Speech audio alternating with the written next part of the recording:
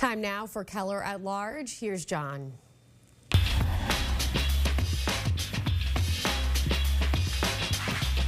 Welcome, welcome, welcome. Always great to have an opportunity to sit down and talk at some length, more than we normally get, with the senior senator from Massachusetts, Senator Elizabeth Warren. And here she is. Hi, Senator. Hi, good to see you. Happy holidays to you and yours. Thank you, and happy holidays to you.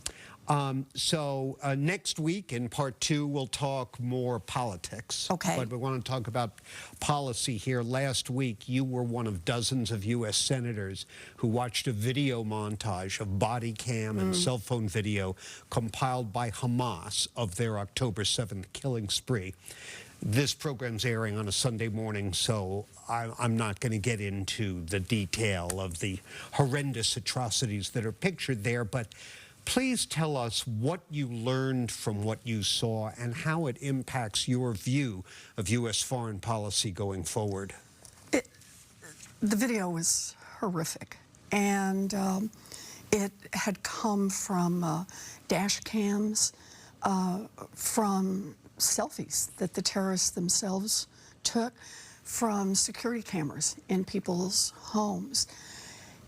And for me, it was the reminder of what I've already seen, and that is how personal this war is. It's not a distant thing of numbers, and I talk to people in Massachusetts pretty much every day. I talk to Israelis who lost family, who've had those who are hostages.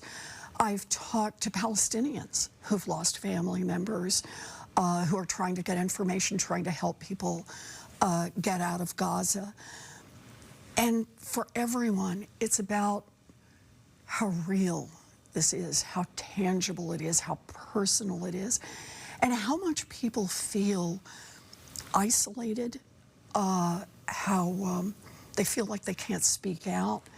And so I'm working hard, obviously, on what's happening in the Middle East. I want to see an extension of the truce that was in place, the ceasefire that was in place. But it's also about making sure that people here in Massachusetts know that they're heard, know that they're seen, and understand that this is up close and personal for folks. Well, you've been a long-time supporter of a two-state solution. I have. There.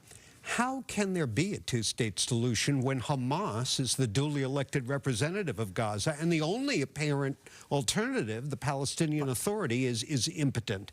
Hamas is a terrorist organization, and they have made clear what their position is, and that is they will repeat October 7th again and again and again. Right.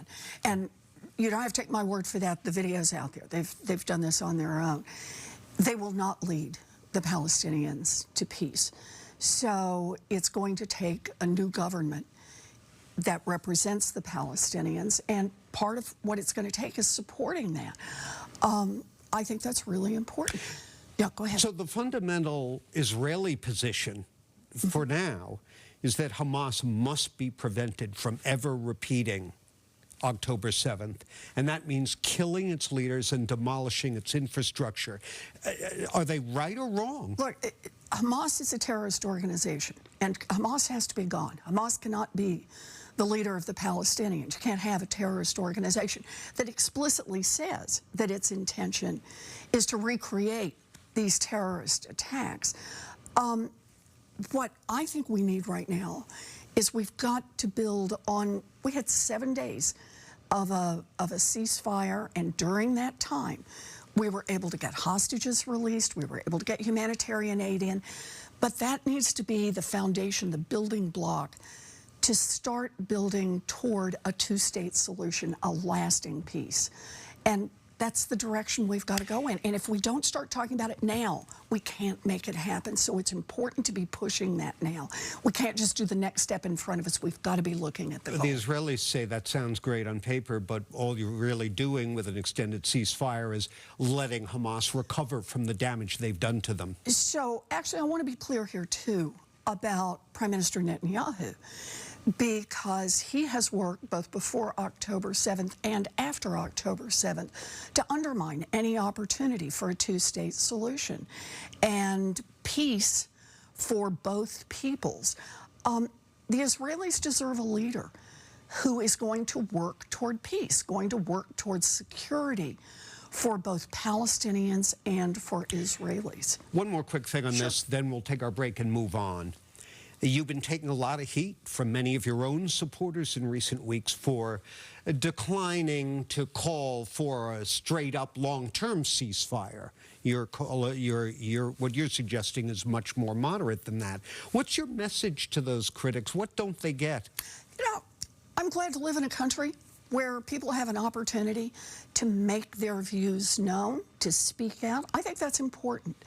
And I have made clear my position, and that is I want to see an extension of the ceasefire that we had in place. I want to see those hostages returned. I want to see that we get humanitarian aid into Gaza.